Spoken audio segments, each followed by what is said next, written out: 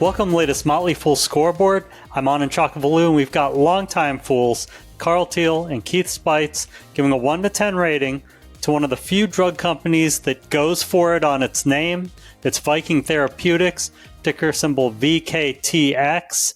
First, we'll rate the strength of Viking's business, including factors like industry and competition. A 10 is invincible. A 1 is hopeless. Carl's got a 6. Keith, you've got a 7. Right. Now, admittedly, it's somewhat difficult to accurately evaluate the business of a clinical stage biotech company like Viking, but I'm going with a 7, and I'm going to put a bullet next to it like they do in the music charts because I think it's going to rise in the future.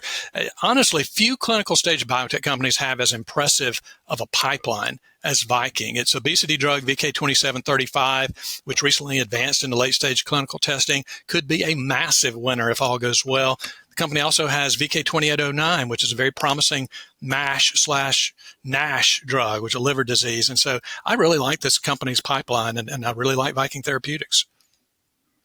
Yeah, and I don't disagree with Keith. I just want to, just to be clear about where they are now, though, is just that, this is a money-burning pre-commercial biotech counting on clinical data to make a thesis pay off, and all we have to go on at this point is phase 2 data that is in a relatively small number of patients. So there's a lot riding on projecting forward. So, keep that in mind when you calibrate the quality of the business.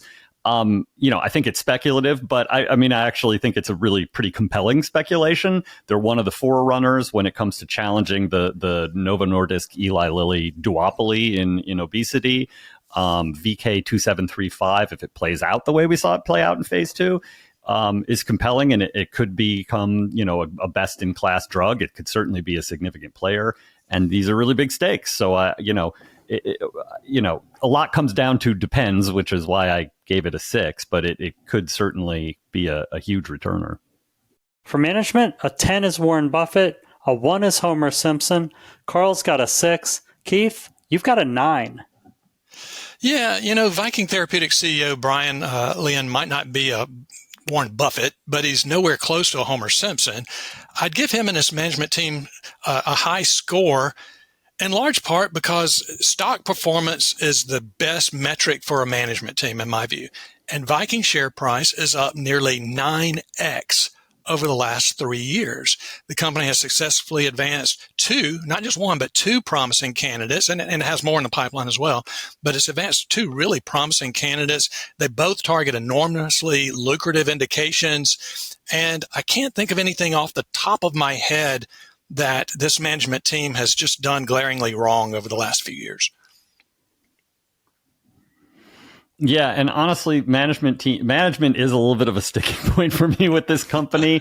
I might end up just thinking they're great, but so far, at least in the last year, I just have not loved the way they have communicated.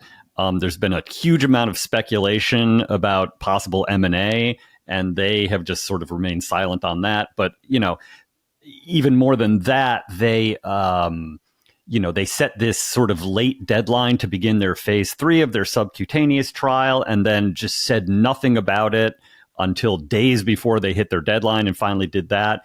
And then the real question for me is what's going on with VK2809, which they've theoretically been trying to sell to a partner for a long time now. And it's just a mystery what's going on with that drug. Great data, looks really promising, and I've heard nothing. So, there's no major whiffs really, but it's just a little more black box than I like, which is why I gave them a 6. Pretty big disparity, a 6 versus a 9. I'm going to suspect that if the trials go well over time, Carl, that your score will rise up as trust in management would increase. Or it could go down. Got to prove it. Let's talk about financials. A 10 is a fortress. A 1 is yikes. Carl's got a 7. Keith, you've got a 3. Yeah, and that's because Viking Therapeutics financials are still a major work in progress.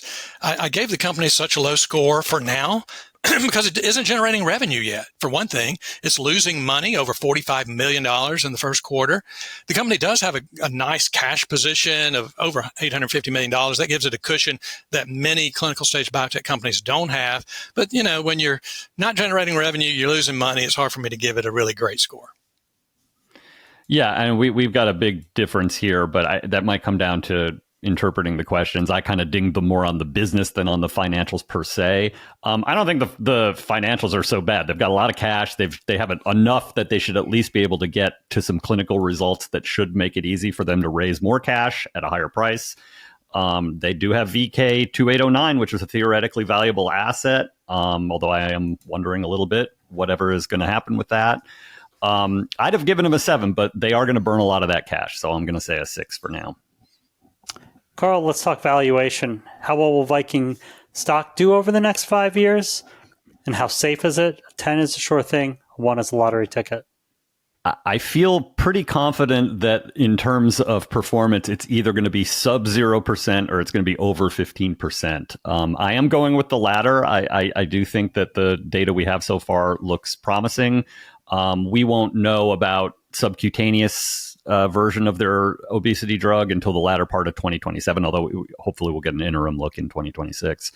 But a lot more is actually riding on the oral formulation, and that we should see some phase 2 data on later this year.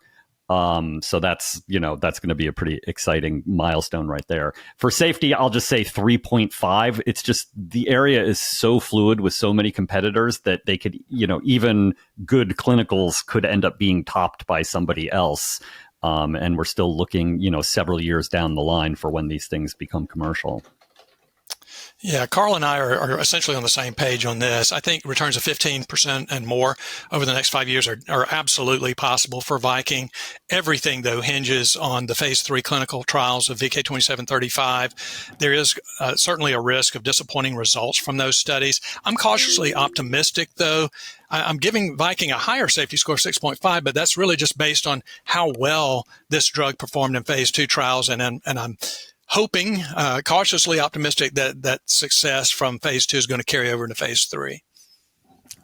Time for everyone's favorite. Top it. Carl, is there a company in Viking Therapeutics space you like more? Well, so if we're going to stick to the area of making a bet on a kind of a binary bet on clinical outcomes that we don't know yet, I like Viking a lot. I mean, I think this is an interesting area of speculation.